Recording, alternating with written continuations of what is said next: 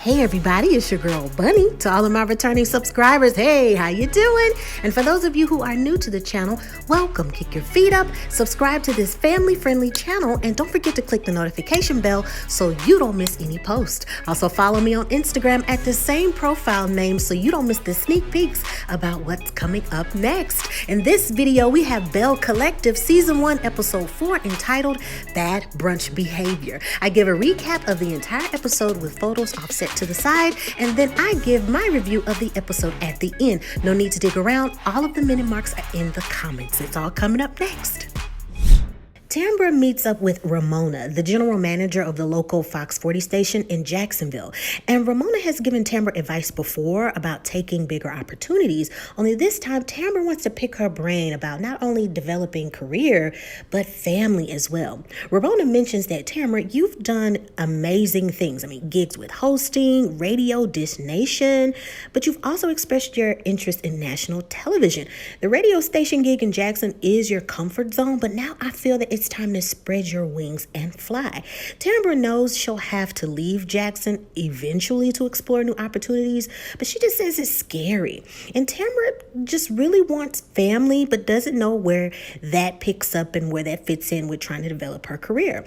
And Ramona tells her that when she developed her career and it started to take off, she considered children, but if she had children due to her schedule and flying, she would need a nanny. A nanny would be necessary. So she felt that she wanted to raise her own children and didn't want a nanny involved, and had to make the decision that was difficult, that it was best for her not to have children. This makes Tambra think, because she says, I don't want to regret having any children. So she asked Ramona, do you have any regrets about not having children? And Ramona says, unfortunately, yes. But I made that decision based on career, and I didn't want it to feel like I was neglecting a child. So now Tambra is super interested in maybe finding out how can she equate developing a good relationship and fitting family in the mix. Ramona encourages Tambra to please pray and ask God for guidance.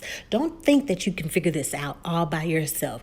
Ask God specifically, please guide me to these things. How should I make decisions? And I think you'll be just fine.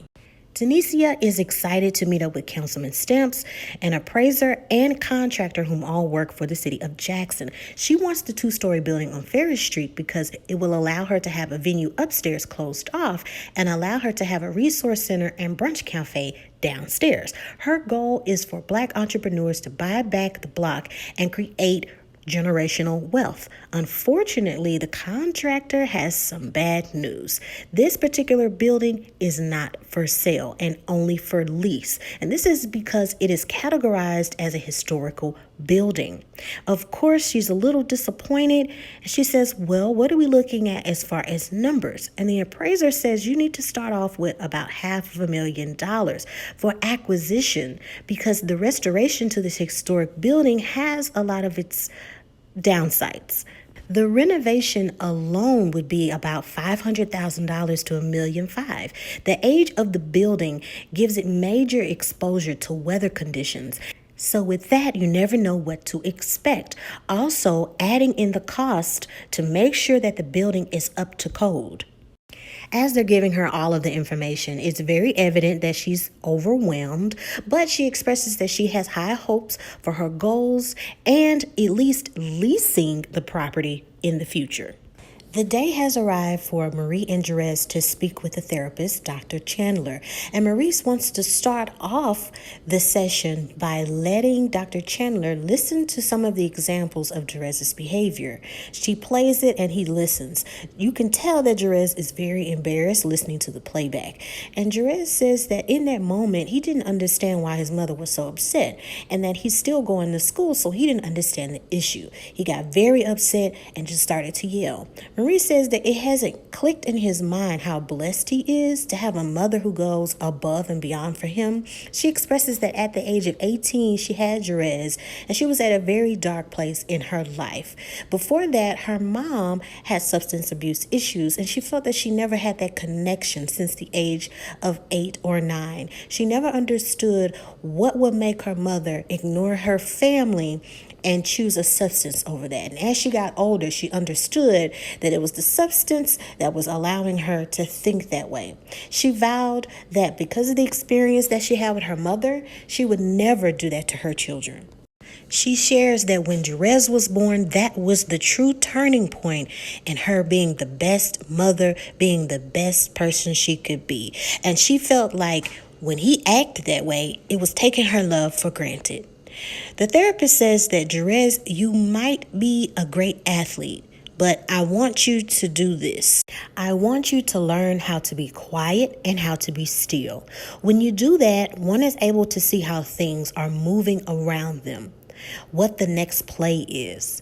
If you know that the guard can only dribble on one side, what do? And Jerrez says, send him to the other way. And the therapist says, yeah, exactly. A coach looks for balance. And even though you could be the best player that ever played the game, do you know that your attitude will keep you from playing? Being a man is a challenge. And if you lose your temper and you get to destroying property, that's because you don't know how to release. You're a man before anything else, and it comes with growth. And I want you to be somebody. Be a someone, but be the best person you can be. The therapist says very firmly to Marie, now let me get to you. I need you to not video or vocal record anything else. When you have a conflict, you can call me. You got a lot of love in this family, but I just see that there's just a lot of things moving and shifting. Jerrez, what you are experiencing now is growing pains. Marie and Jerrez enjoyed the session, but you can tell just from what they learned in this first one that it will take them coming back for several more sessions to learn more about each other, more about anger management, and also getting deeper into their family. But they both agree that they enjoyed the session and they look forward to coming back, having a fresh start, and growing and developing as mother and son. We touch back with Latrice at Goddess Link's Virgin Hair, and she's checking the inventory in the store, and she's saying, wow, did somebody steal lashes? Because this box is empty. Latrice expresses to production that getting Goddess Links up and running has been difficult, and she doesn't know if she'll have time to go to Lateshia's second brunch. And she knows Marie is going to be there, so she doesn't want to be around her, and she's over it. Lateshia and Antoinette meet up at the Mississippi Civil Rights Museum, and Lateshia feels that this time together that they shared this museum will help them get back on track, help them to get closer with unity and women empowerment.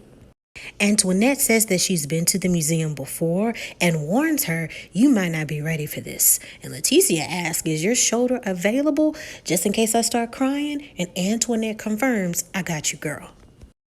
Tanisha says that, wow, we haven't even got completely into the museum yet, and the energy from this room is so strong.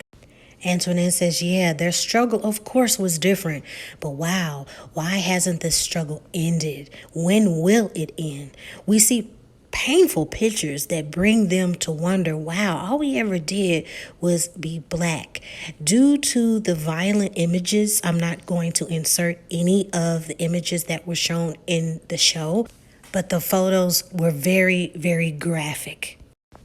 Antoinette reiterates something that she mentioned in previous episodes about her and her ex-husband having the conflict about children and when to have them. But one of the things that constantly went through her mind is that they are in an interracial marriage, and one thing that she feared and was terrified over was raising interracial children in the South. Tanisha shares in a production clip that I just don't understand why people hate us. We are constantly an ethnicity that welcomes everybody else into our culture, things that we do. People love our culture and all of that, but they don't love us, but we love them. It's just so frustrating to see. They come across a Confederate flag, and Antoinette is like, wow, we just changed the laws when it came to this flag and it being in the air. We just changed this. I don't understand why it's so-called quote-unquote traditions that are in the South that are passed down, but what many people don't understand, and this is passed down racism. Tanisha is overwhelmed and doesn't know if she can continue to see such graphic videos and photos. And Antoinette holds her arm to walk for support. Tanisha says, I'm watching my family. This is my family. And Antoinette says that she has pride in her people, but yet at the same time, seeing all of these pictures and videos of how they were treated just fills her with rage because her people didn't deserve that. But it encourages her to open up her own dental practice and serve her people.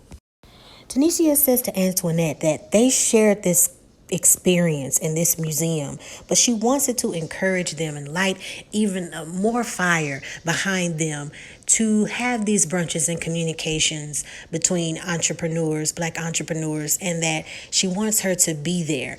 Antoinette expresses that she's really not just happy about going to another brunch, but she's going to support Tanisha as much as she can because the idea behind it and her true intentions behind it are genuine, and she wants to support those ideas.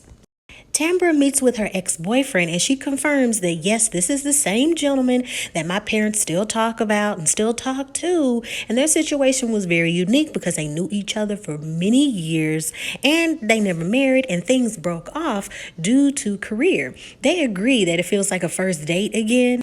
And Tambra confirms in her production clip that after talking to Ramona, it's really got her thinking about putting family and children in the forefront instead of behind her when it comes to correlating with her career development. Tambra also says that she has 2 nephews, and throughout all of that time, she got her baby fixed by babysitting all the time. She would have them all summer long, but then when the summer was over with, they would go back home to their parents. Now that her nephews are growing up, there's no more babies. Her ex-boyfriend states that, I just always wanted to know why we didn't work out. And I know that I'm thinking about children, and what about you? And she confirms that, yeah, I want children. And, I've been thinking about it. And, the reason why we didn't really work out is because, over time, we just kind of fizzled when it came to romance. You treated me like a friend, and the romance that you showed me before was gone. It just felt like we were buddies. And he says that he feels that her ambition was too strong and he didn't want to stop her. So he kind of stayed quiet on certain things and just let her develop and grow and was there for her for emotional support. But he wants to know if they can have another date and move forward. They say that they'll work on the romance, but they'll take it step by step. Now it is time for the second brunch, and Tanisha is very excited. Tambra is hosting this time, and even Dorothy has arrived. And Dorothy understands Tanisha's vision and wants to revitalize the historical district and do anything that she can to help. Even Councilman Stamp surprises her, and she's very excited that he's chosen to be there that day. Tambra arrives, and everything is off to a wonderful start. We see Antoinette, Marie, and her friend Essie arrive shortly after, and Antoinette makes her rounds to hug everybody, and Marie says, "Oh, so we hugging today? You don't have your entourage with you?" And Antoinette says very softly, "Look, there's no beef between you and I. This is a new beginning." And Kaylon arrives, and Antoinette is happy to see her friend is there. So all of the energy is great. Everybody is coming in. Everybody loves the decor and complimenting how awesome it looks. Tanisha wants to start off with affirmations with a partner and says, "Repeat after me, everyone. I am a beautiful, strong Black woman." And of course, we see Kaylon and the councilman repeat it, but she says, "I think I'm a white woman." So they share a little giggle. Tambra asks the room to get things rolling, who's experienced racism? And everyone starts to raise their hands. Tambra notices that Kim didn't have her hand up and says, "See, Kim doesn't have her hand up. I was Kim for a long time, and I hadn't experienced racism, like none at all. I grew up here only till a few months ago." And Tanisha explains that due to colorism, that may be why you never experience the same things that maybe other people experience. But racism does have its levels, especially when it comes to colorism. And a lot of conversation starts to happen. A lot of people nod their heads and say, yes, experiences need to be shared. This is necessary. These are conversations that we need to have. And everybody agrees. And Antoinette explains that there is this kind of thought that there's this past that people that are fair skinned do not experience racism at all. And I don't want anybody to think that. When I went to predominantly white environments, I was just a black girl. I wasn't the light skinned girl, the fair skinned girl. It was just, she's black. She's the black person. And all the women, they nod their heads, sharing their stories. They agree that, yes, more conversations need to happen, because some people may think that due to colorism, maybe people don't experience racism the same. But Antoinette wanted to say that I have experienced racism even though I'm fair skinned. So it looks like everybody is having a really good talk and everybody is sharing their experiences as they go around the table. So it's really, really good. And it's just enticing these conversations that we need to have. Meanwhile, we see Kaylon looks very sad and bothered, and she leaves the room. Checking on her friend, Antoinette follows to see if everything is okay. When she finds Kaylon in the hallway, she's in tears. Kaylon is saying over and over again, we don't talk about people like this. White people don't hate black people. Lateshia excuses herself to check to see what's going on in the hallway and doesn't understand why Kaylon left the room. Kaylon is pleading, we don't talk about y'all like that. White people this and white people are not racist. We don't do that. Now more people are in the hallway trying to console Kaylon. And Tanisha says, in no way, shape, or form is this an attack on you individually. This is a moment to listen and learn about our experiences. Antoinette sits down with Kaylon and says, this is something to hear and to be aware of because this is our experience. Kaylon says, well, white people don't hate black people. That's just something we don't do. And Antoinette says, I think you're overwhelmed because you're surrounded by people that have had those same experiences that I have shared with you personally. And now that those things I've shared to you, you're hearing other people talk about it. And maybe you're just overwhelmed.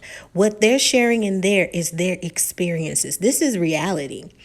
Latrice's publicist comes out to talk to her and says, I just want you to know this isn't attacking you. It's just in there listening is facing reality. This is reality and you can't run from that. Whether you have done anything personally or not, people were speaking about their truths and their experiences. There is racism in America. And you have to accept that whether you believe it or not. Now, when you go back in there, people are going to want to know why you left. Can you handle that? Because the conversations are going to want to know and they're going to come up. And she says, well, yeah, I can handle it. It's okay. I can go back into the room. They return to the room and Antoinette says that this is my friend Kaylon and we were just sharing our experiences and she felt attacked. And Kaylon says, well, yeah, I just think that the media points us out to be white people hating black people. And white people don't hate black people. And you should see the women's faces that was at this brunch. You can just read the emotions alone. They see and hear her ignorance and disconnection from reality. And even the councilman and Dorothy are giving each other side eyes and having a very difficult time listening to Kaylon vent and plead that white people are not racist and that's something of the past and something that doesn't exist anymore. Marie says, I don't mean to interrupt, but this is a brunch about Lateshia. It's her big announcement. We're all excited to hear what she wants to say.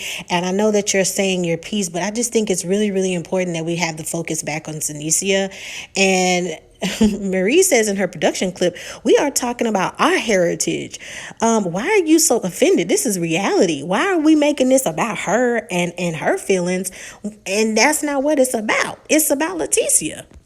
She continues on to everybody, and Marie says, this is Lateshia's moment. Let's celebrate her and get back to the announcement that she has to make. Essie at the brunch says, look, it's not about to go there. We can talk about this another time. Lateshia, we just want you to make your announcement. The councilman hears that there's a little bit more volume and people are starting to go back and forth and it's making him uncomfortable. So he decides to leave.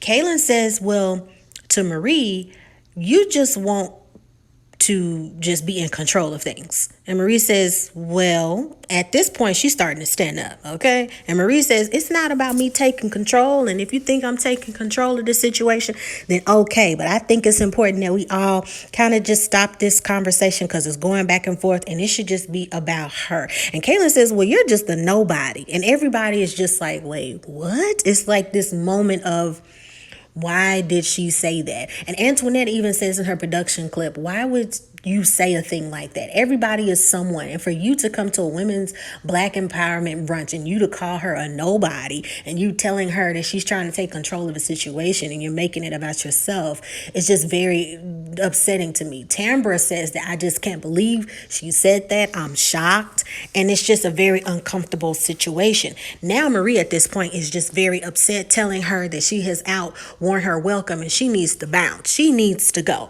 Everybody is just so frustrated and just so upset that Kaylon would say such a thing. And also that Marie was so upset and loud and, really not knowing how to change the subject without getting so offended. Now, they were both wrong. Don't get me wrong. And Tanisha says that they were both wrong. Don't get me wrong. But I just feel that it was inappropriate. Two wrongs don't make a right. Kaylon was 100% disrespectful in what she was saying, but we could have de-escalated it some other way, maybe. But I just don't know what to do about this. And we do see it to be continued. So next week we will see how this brunch ends and how it is just going to come to a close. So that is the end of the episode. OMG. There is so much to talk about just from this one episode. We are only not even midway through this season, and each episode is something that can be discussed in a class. It could be discussed in a Black history course, psychology, sociology, socioeconomics. There's so much content that I think people are sleeping on when it comes to this show. As I mentioned in other reviews, I think people are sleeping on this show due to the lack of quote unquote drama, and people need to get surpassed that because it seems as if this show is really trying to move away from that platform. I think it's really trying to show entrepreneurship, Black women, empowerment, learning how to break generational curses and dealing with those things.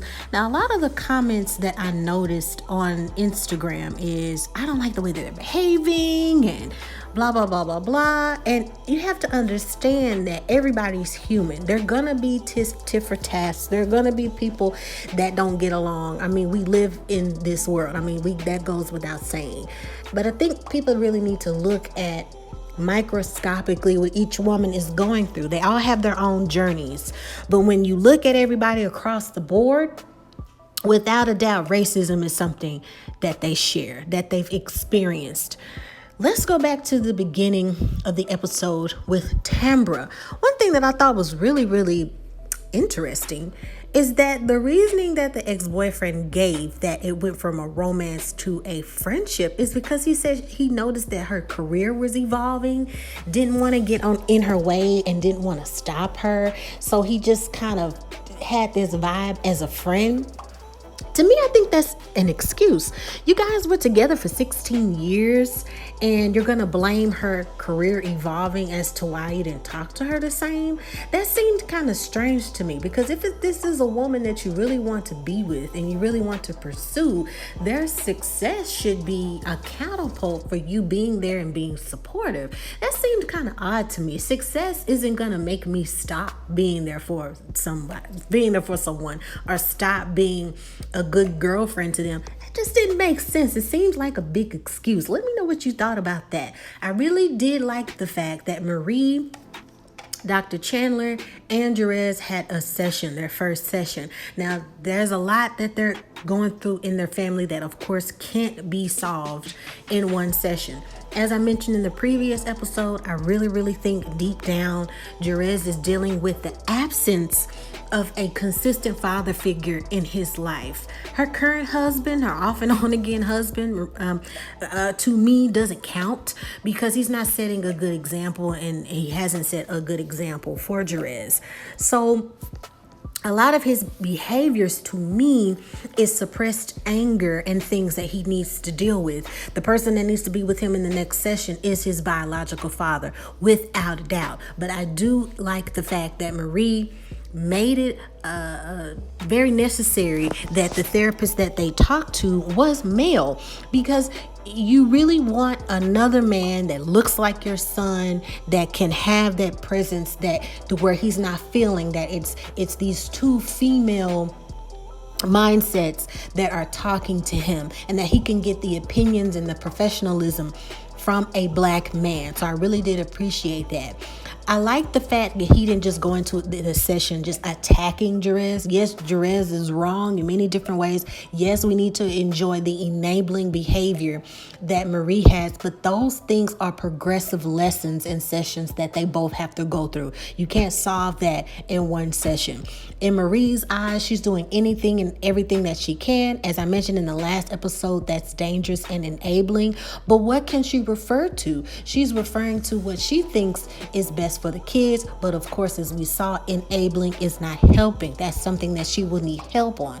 With Jerrez, when he showed up, he had the sloppy clothes, pants was falling down. We saw his underwear, flip-flops, looked like he just woke up. It's just this nonchalant, I don't care energy. He may not feel that way because he showed up, but it gives this energy as if there is a depressing essence, an element behind it. He has this situation with 3 babies, mamas, and 3 children. That's a lot. Him being the age that he is going to need male guidance and mentorship and spiritual guidance to whatever his faith is in order to get his life on track. Because him being so young, if he doesn't attack this now and seek more help now, then it's not going to get better with time. It's going to get worse. But I do appreciate that they at least were very attentive. They talked to one another, that they listened, and that they're both excited to having more sessions. With Tanisha, and I hope I'm saying her right. Yes, Lateshia and Antoinette. When they were in the museum, I wasn't even present at the museum, but I had shed tears. It was very traumatic for me to see the photos that they showed, because these are people who were treated in such harsh ways, all because of skin color. And I had to pause it and cry, because I could just feel just the trauma and the anger and the sadness and confusion of it all. And I know if I was physically there, I probably would have to take a break to sit down and then see the rest of the museum. But I really think it's important that people visit museums like that, no matter what your ethnicity is, in order to see those experiences. And a lot of that's still going on to this day. By ignoring it, it won't start the conversations that we need to have. Going to the brunch, I do agree that Kaylon is completely just unattached from reality and disassociated from what's really going on. She wholeheartedly, in what she said, is that white people aren't racist. White people don't do this. That was in the past. That doesn't happen anymore. It's a perfect example of how a lot of white people think. Not all white people, a lot of white people think. A good chunk of white people in America think this way. This is the sociology term white privilege, which describes that you have the privilege of being unaware and unknowing to what's going on around you, because you don't experience racism, and no one in your family is controlled, and things in your life. Racism is not a boundary that's keeping you from being a human being, to living your life, career, housing, banking, anything you can think of that gives you the access to living a life and being functional. Of not being aware of a barrier. When you're in a car and you've been pulled over for a broken tail light, whatever the case may be, the first thing that goes through your head isn't, as a white person, Will I survive? Will I make it? Will this cop be racist and kill me? You have the privilege of not thinking about that. What's going through your mind is, what are they pulling me over for, and what am I going to get a ticket for? What's wrong? You're not thinking about racist connections to just that. Just this. I could give tons of examples, but white privilege, and you have the privilege of not having to live that way. But it's discussions that need to happen. The discussion of colorism. Tambra pointed out that her and a woman at the brunch shared something as not experiencing racism. Tambra said, I grew up in Mississippi and never experienced it, only a few months ago. And then we think about her age, so she's gone her whole life, right? So when they brought up colorism, that's also something that we need to discuss, because colorism is alive and well, not just in America, but just in the world, period. We can go back to history and how this still correlates till today, because with colorism, there is going back to slavery times. The people who weren't as dark were in the house, and the ones that were on the outside doing the field work were darker, and that created this negative relationship of how darker Black people felt about their own people and being in. It was just, you have to do your research about that. It still exists to this day, and it's something that we have to attack within our own community. But there is a source and reasoning of why we feel that way. Those things are still happening to this day, and also those thoughts are passed down from generation to generation. I remember growing up in Texas, and I would hear from other Black people, don't stay in the sun too long, you don't want to get too dark. That comes from generation to generation to generation of them hearing people in their family knowing the dangers of what it would be if they were darker, and the consequences of racist people seeing their darker skin because of colorism. So it's really, really something that a lot of people need to talk about. But I just really, really appreciate the conversations that were started, and I hope they do more brunches. They don't have to be in that format, but maybe just meetings and discussions that they may have. I can totally understand Marie's frustration. It's like, this event is not about you, Kaylon. I understand that you feel some type of way, but it's taking away from the point and the purpose. What I didn't like is the fact that Antoinette and Lateshia and Tambra weren't the leaders in making sure that they took care of the situation. Antoinette was just kind of, and what we've seen so far, was just sitting there listening to it all. And I'm pretty sure there was this confusion of, do I keep defending my friend, or do I come in as a Black woman and let my friend know she's out of line? So you could tell she was conflicted, but to me there wouldn't be any confliction. I would just told her, Kaylon, like, girl, please, we can talk about your experience another time. but Marie had every reason to be upset. She felt it was inappropriate. She didn't understand, hey, why are we making it about her? It's not about her. This is an empowerment to encourage Black women. That's the whole point of this gathering. So I understand her frustration. It was just very awkward, and frustrating to hear Kaylon so disconnected from reality. But people think that way. People honestly think that way. They think that racism is just something that was once upon a time. It doesn't exist. And they are completely unaware of the systemic and systematic racisms that still exist to this day. Completely just in another world. Just unaware. It's like you're choosing to be unaware, or you're choosing, the facts, but you're in denial. I was confused, like a lot of people there. So yeah, let me know what you thought about it. I thought this episode, like I said, it just has so many topics in it. It's crazy. This can be dissected into so many pieces. What was also interesting is Latrice. She wasn't there, and she says, hey, I got a lot to deal with my business. I don't even want to go to the brunch. I got a lot to do, but also, I don't want to deal with Marie, because what they experienced in the first brunch, I get it. You can only do what you have the capacity to do. You're thinking about work. So maybe it was a good thing that Latrice wasn't there. I just think it's odd that Latrice isn't seeing that clearly there's something up with the staff that she's chosen. I said in episode 1 that I really hope that her staff isn't doing things under the Goddess Length's name and doing their own thing. I can take a good guess that maybe some of her employees are getting other virgin company hair or other lower grades of hair and selling it under the Goddess Length's name. It seems to be a lot of things there at the store that might be a little off, but then again, I'm only saying that based on what we've seen so far. I could be completely wrong, because Marie, if you look at her hair, the wig that she bought in episode 1, the quality was completely different than what Latrice had at the first brunch and another young lady had the first brunch. So I like I said, I do honestly think that she got the hair from that location, and that maybe there was something going on under the table with selling something else that wasn't the Goddess Length's company that they actually produced, and maybe they were overcharging people. It happens a lot. They use the name of one company, but they're doing side dealings with a lot of stuff, and I think that's what happened. So hopefully Marie and Latrice can get to the bottom of that. She can show some receipts and proof that, hey, I got this here, and Latrice can get to the root of actually what happened. Let me know what you think. So don't forget to subscribe and like this video and put your comments below. In the meantime, take care of one another.